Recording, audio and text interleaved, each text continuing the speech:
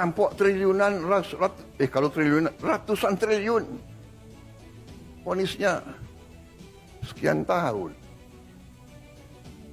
Nanti jangan-jangan di penjara pakai AC, punya kulkas, pakai TV. Presiden RI Prabowo Subianto menyinggung hukuman ringan atas terdakwa kasus korupsi yang menyebabkan kerugian negara hingga ratusan triliun rupiah. Prabowo tak merinci kasus yang dimaksud. Namun diketahui belum lama ini, publik berpolemik soal vonis penjara 6,5 tahun untuk Harvey Mois di AKK dalam kasus yang merugikan keuangan negara hingga 300 triliun rupiah. Prabowo menyatakan hal itu menyakiti rasa keadilan masyarakat Indonesia secara luas. Sementara di sisi lain, Prabowo menyebut ada orang yang mencuri seekor ayam saja mendapatkan hukuman yang berat. Ia menegaskan bahwa rakyat Indonesia tidaklah bodoh. Prabowo menyatakan bahwa publik mengerti akan hal itu. Prabowo pun meminta agar majelis hakim tegas dalam putusan-putusan mereka.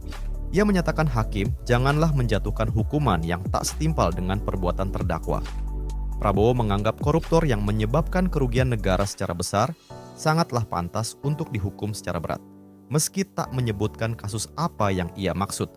Namun, Prabowo menyapa Jaksa Agung dan bertanya, apakah mereka akan mengambil langkah banding atau tidak. Prabowo Subianto menyoroti pentingnya penegakan hukum yang lebih adil dan tegas di Indonesia. Hal ini disampaikan dalam pidato acara musyawarah Perencanaan Pembangunan Nasional, Rencana Pembangunan Jangka Menengah Nasional tahun 2025 sampai 2029. Rakyat kita itu bukan rakyat yang bisa dibohongi terus, kata Prabowo dalam acara yang digelar di kantor Bappenas, Senin 30 Desember 2024. Presiden lantas menyinggung kasus korupsi yang terdakwanya divonis ringan. Meskipun sudah mengakibatkan kerugian ratusan triliun, ia pun membandingkan hukuman tersebut dengan pidana pencurian yang pelakunya dihukum berat dan dihakimi ketika ditangkap. Sudah jelas kerugian sekian ratus triliun, vonisnya seperti itu, ini bisa menyakiti rasa keadilan, kata Prabowo. Ada yang curi ayam, dihukum berat, dipukulin, imbuhnya. Prabowo pun mengimbau Menteri Pemasyarakatan agar mengawasi potensi pemberian fasilitas di luar kewajaran kepada pelanggar hukum tersebut di penjara. Nanti jangan-jangan di penjara pakai AC, punya kulkas, punya TV, tolong Menteri Pemasyarakatan. Ya, Prabowo mengatakan para pejabat pemerintahan dan aparat harus berbenah diri dan menyadari kesalahan yang ada selama ini.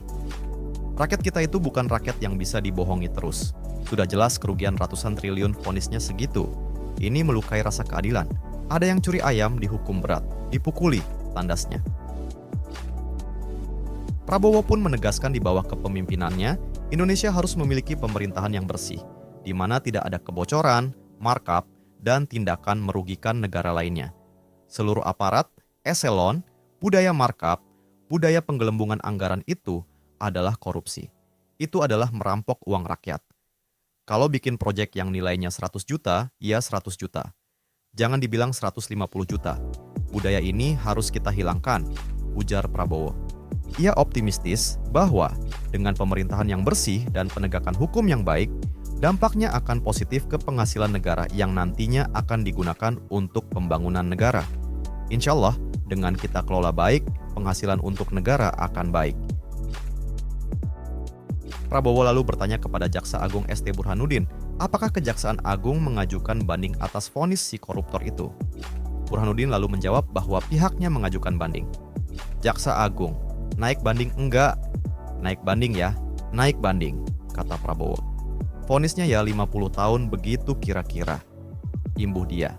Harvey Mois merupakan terdakwa dalam kasus korupsi tata niaga komoditas timah yang disebut merugikan negara sebesar 300 triliun rupiah.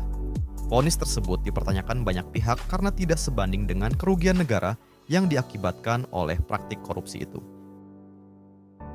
Kedepan, publik berharap ada langkah konkret untuk memperbaiki sistem peradilan dan memastikan bahwa para pelaku korupsi, terutama yang menyebabkan kerugian besar, mendapatkan hukuman yang adil. Penegakan hukum yang tegas dan transparan akan menjadi kunci untuk memulihkan kepercayaan masyarakat terhadap sistem hukum di Indonesia. Prabowo dan banyak tokoh lainnya berharap agar kasus ini menjadi momentum untuk memperbaiki sistem hukum kita demi masa depan yang lebih baik.